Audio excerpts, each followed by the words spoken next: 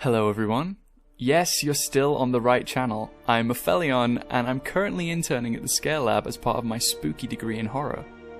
I do occasionally play the odd video game on my channel, so I'm honestly more than happy to be here. Welcome, Aphelion. It's a pleasure to have you here. We decided that today we'll spotlight Vampire the Masquerade Bloodlines, an action role-playing game where you play as a newly embraced member of the undead, forced to find your footing in this new world of darkness. Excuse me, Dr. Anastasia. Yes? I don't mean to intrude, but I think you're showing the wrong footage. That's Bloodlines 2, and it's not out yet. Ah, of course, forgive me. Yes, we are referring to the original game that we both grew up with. Wow, we really went and wrote this bit only for them to cancel on us, huh? How thoughtless. Perhaps though it's more reason to pick up this classic instead then. Okay, now, this game isn't particularly scary in the traditional sense. It's an RPG where you play a vampire stalking the streets of Los Angeles. The theme is inevitably horror to a certain extent, but honestly, how are we to be scared while being a powerful undead fiend of the night, commanding vampiric powers and being faster, stronger, and more bloodthirsty than Chucky in a Lamborghini? It's when early in the game we visit the Ocean House Hotel that this dynamic changes substantially. Prior to this quest, you're doing standard action RPG scenarios. Talk to this guy, beat up these guys, steal this thing. Solid RPG stuff. When you're greeted by the Ocean House, however, yeah, it's pretty harrowing. Now, that's not to say that the entire game thus far hasn't been slightly haunting, but the atmosphere alone speaks volumes here. Now, before we go any further, I'm issuing a mandatory spoiler warning, as per Scale Lab tradition. We'll be diving deep into the alchemy of what makes this particular hotel scary. Okay, now you've been warned. Welcome to the Scale Lab, where today we take you on a journey to the Ocean House Hotel in Vampire the Masquerade Bloodlines.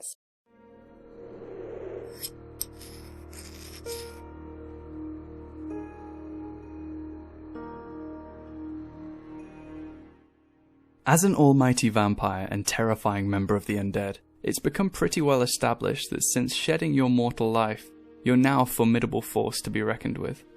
Even more so depending on which of the many clans you've selected. This leads you, as the player, to enjoy the freedoms of being the apex predator in an action RPG, where humans are merely blood sacks to feed upon, and other vampires are resilient punching bags. While the plot of Vampire the Masquerade Bloodlines enforces an intricate story about you being a subservient quest fulfiller of your vampiric elders, you're playing a video game, and you're comfortable to make as many mistakes or do whatever you please and reload the save if it all goes tits up. You're the boss, you're the one playing the game. Up to this point you've mostly been doing fetch quests, but you are used to being the formidable force in the area. You might only be a new vampire, but you have already shown your worth by retrieving a lost item from a drug den, and during the course of this quest, you may have even used your mystical vampiric powers to convince the guard at the entrance to let you in. You can be persuasive, you have more power than you have ever had, and you have weapons. Nothing can stand in your way. The shift begins when you receive a relatively harmless looking quest from a certain Therese Vorman. That leads you to a level that has historically been coined one of the most scary levels of all time. The only information you are given about the hotel is from Therese herself. She says that the hotel is haunted and describes the ghost as particularly burdensome, but does not give you any hints as to what the ghost is capable of. Her only request is for you to enter the hotel, retrieve an item that belonged to the spirit, and bring it back to her. This, apparently, will either draw out the ghost or exorcise it entirely. But hey, I'm the vampire of Vampire the Masquerade Bloodlines. I can handle it. Prepare to be terrified. As you have no reason at this point to even consider it unsettling, you eagerly leap into the stinking sewers of Santa Monica, and oh look, we're here, cozy. It's when you emerge from the sewers and see the hotel spreading out before you that you start to think that there may be something different about this area. There's nobody around. The entire building is abandoned. Why would this task be so difficult that Therese needed you to go there rather than do it herself? The fact that the building seems to resemble the iconic Overlook Hotel from The Shining may hit you at this point, and start to give you a little bit of a hint as to what may lie within. According to Jovana Vujanov, in his article The Seriality of Stephen King's Overlook Hotel, a transmedial maze, the outside of the hotel here doesn't just look like the Overlook. It has various references throughout, with the first being, in the words of Vujanov, the Hellcat, which starts humming as the player arrives. As you begin to walk up to the door, something unexpected happens. A jump scare.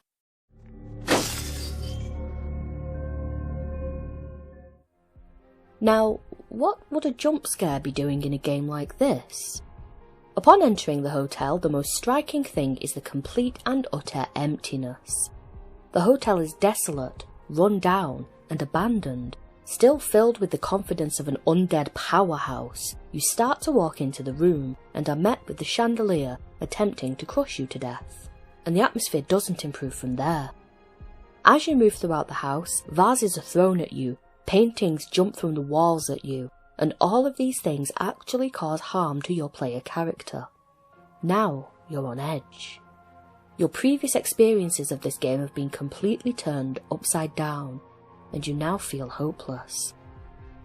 The inclusion of the jump scares is the first indication that this is about to descend into horror game territory. In his article, The Startle Effect, Implications for Spectator Cognition and Media Theory, Robert Baird states, the core elements of the film's startle effect are 1. A character presence, 2. An implied off-screen threat, and 3. A disturbing intrusion into the character's immediate space. In the case of the first jump scare of the game, you are the character involved. The implied off-screen threat is the ghost you have been warned about, and the disturbing intrusion into your immediate space is the breaking of the light right next to your head. As all of the elements are there, this startles you into believing that you are about to be harmed. Throughout the level, various horror elements come into play to reinforce the fear in the player. Vases are thrown at you that you're unable to dodge. Picture frames jump from the walls. Apparitions are seen far away from you that disappear when you get closer. But by far, the most unsettling aspect of this section is the whispers.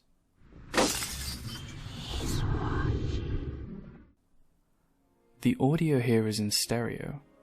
The whispers are surrounding you, talking directly to you, the player.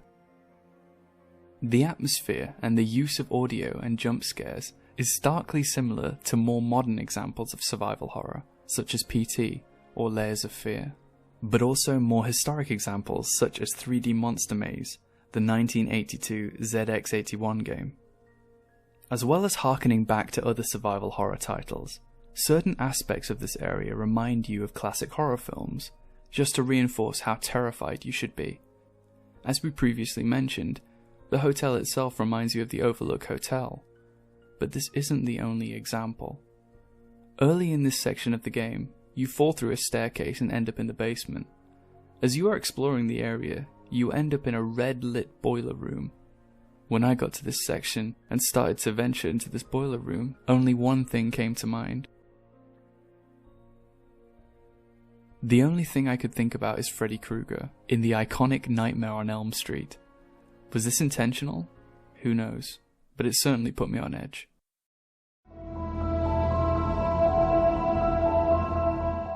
To put it loosely, the Ghost Haunts at Midnight quest and the underlying plotline you follow during this harrowing series of haunted events is revealed with a series of diaries and newspapers found within the hotel. As you navigate this maze of hallways and rooms, it is slowly revealed that the ghosts are an unfortunate family: husband, wife, and 2 children. The husband of the unit being racked with jealousy over a locket the wife possessed. He believed this was a gift from his wife's lover, however this is completely unfounded.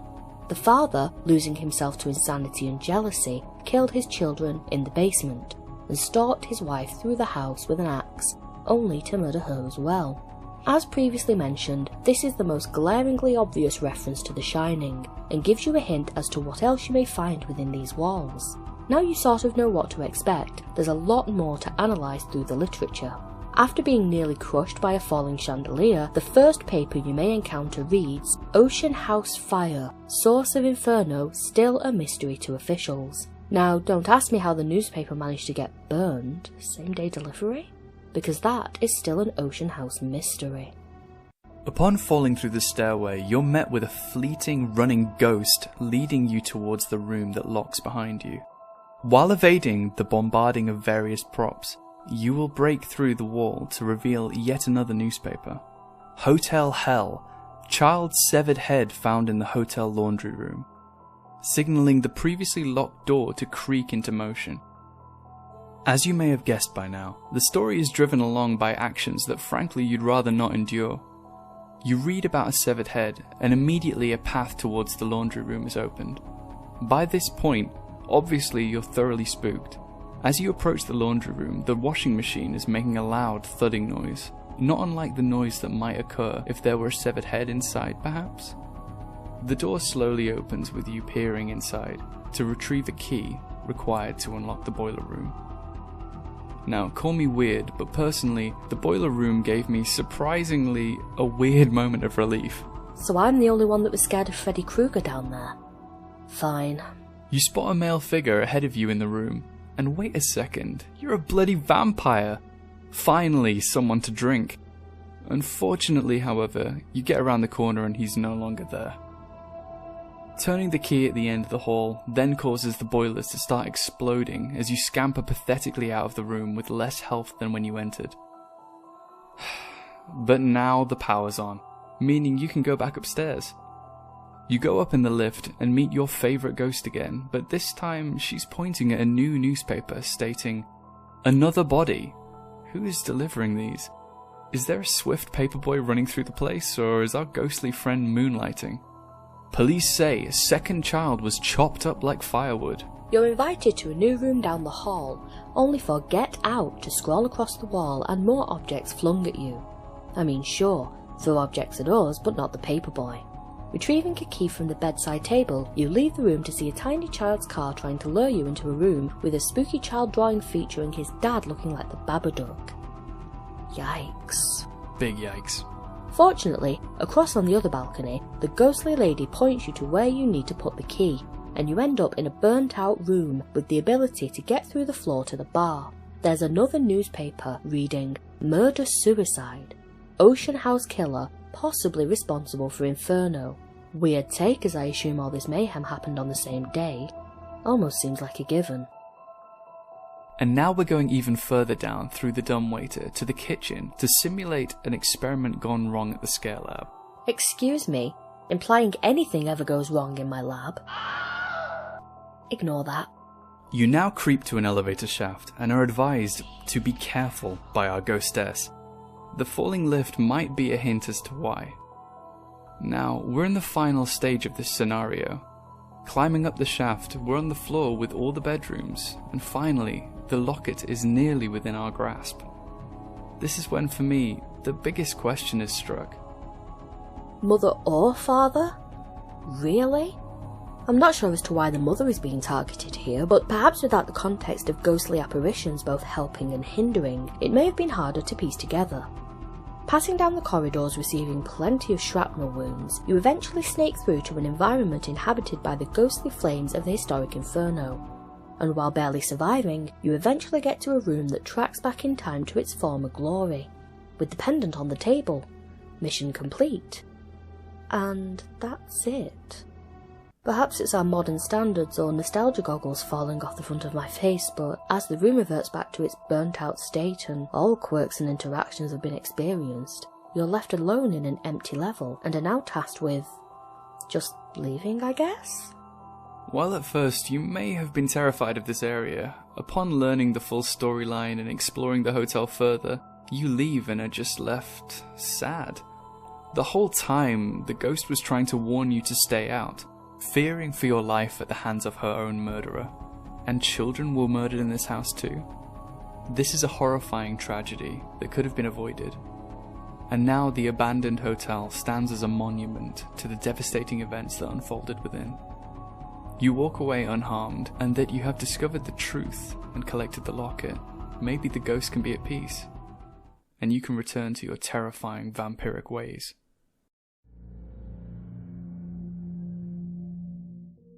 Now the reason this level is so powerful at surprising the player is the complete removal of your power. You're a marvellous sparkling vampire, however everything you've done so far and everything you've become won't help you here. You're at complete mercy to the Ocean House Hotel. Believe it or not, you can't suck the blood out of a ghost. Throughout the start of the game you've acquired various weapons, a baseball bat, some guns, typical stuff, but here they are functionally useless. Not only can you not suck the blood out of a ghost, but you also can't bash them or shoot them. You have gone from all-powerful to completely defenseless. The biggest element of this game that makes it so unsettling to the player is the complete and utter tonal shift.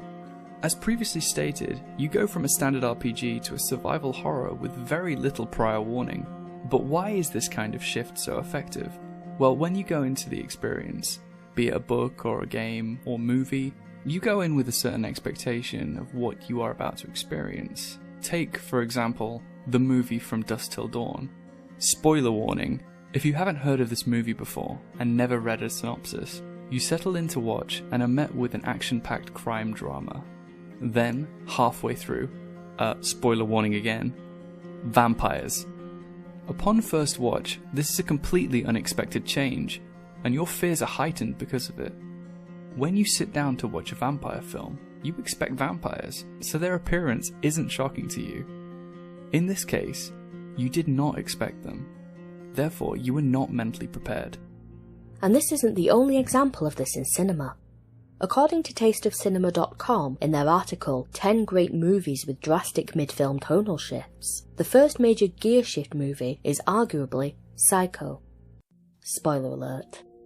Janet Leigh's character is murdered 47 minutes in, with an hour still left in the movie.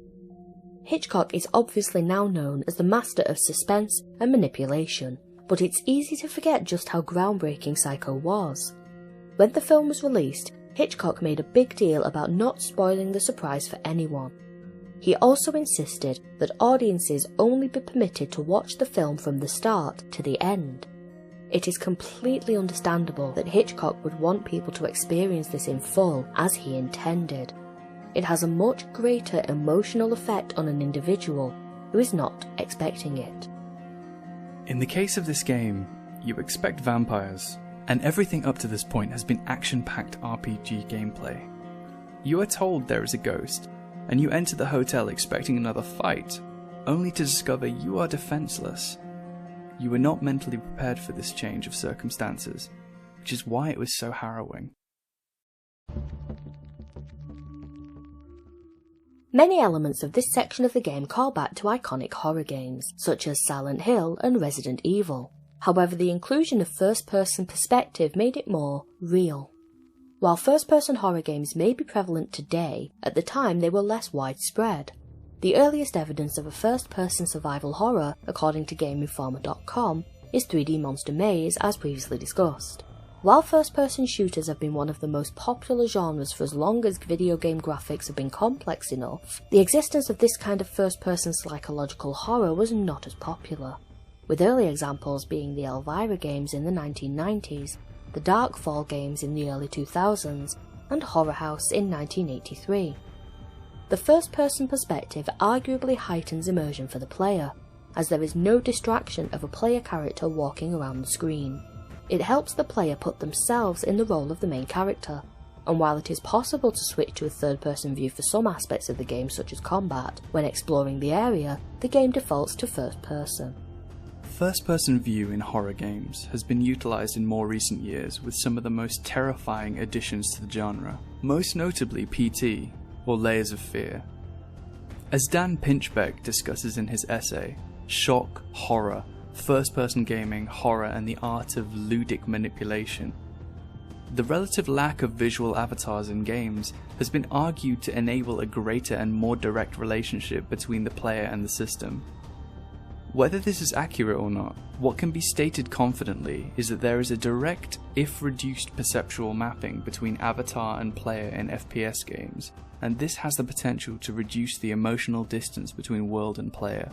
The fact this approach to the horror genre has become more popular in recent times is evidence that the first-person perspective has potential to increase the threat to the player, putting not just an avatar in danger, but the player themselves.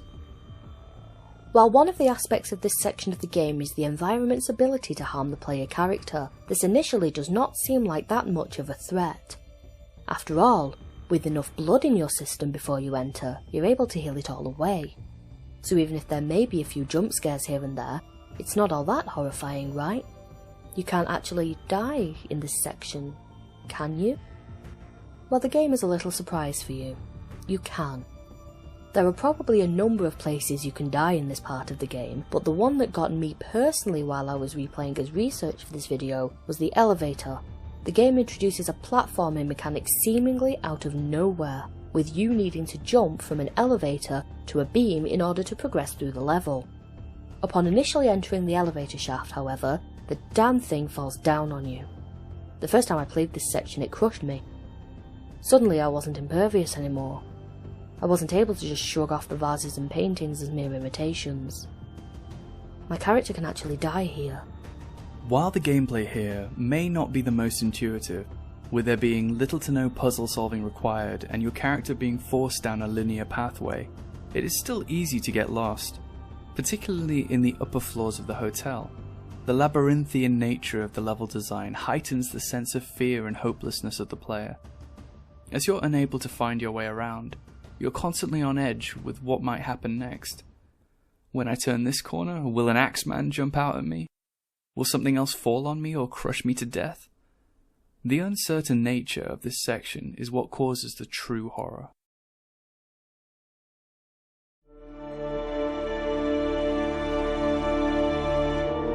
So, Aphelion, now that all of that is out of the way, what made you suggest this game for today's experiment? Well, this was honestly a standout scenario from my gaming history. The first real unanticipated shakeup of my RPG video game expectations, and possibly my first ever interaction with horror in a video game. I think around the time, I'd been given the old crashing hand-me-down family PC, you know, the grey tower style that a lot of people had. Back then I was a completely broke kid, and I only pirated games like Morrowind, Monkey Island, other classics. I don't think I'd ever understood horror even as a genre, so it stuck out with this morbid curiosity for that reason alone. Shame about the 2021 Bloodlines sequel being canned, but I highly recommend anyone to try out the classic. You might be pleasantly surprised with the innovation and scope of the game, considering how old it is. I couldn't have said it any better myself. Thank you for joining me in the Scare Lab today, and thank you to my glamorous assistant Aphelion. Please make sure to subscribe to his YouTube channel for some amazing horror and one of the most silky smooth voices you will ever hear. So, I've been Aphelion, and yeah, I try to upload every week on YouTube, but sometimes I may not. But sometimes I may upload twice, and it'll be gaming or horror narration or anything else. And you can also find Dr. Anastasia on there too in a collab video that we did. It was a pleasure to have you working with me today, Aphelion. Now, if you excuse me, I think I need to call an exorcist. I've been having some trouble around the lab. Please like the video if you enjoyed, share with your friends, and I hope to see you for the next experiment. Take care, and be safe out there. Bye. Bye. See you later, Scare Lab. You don't have to include that bit. We'll see.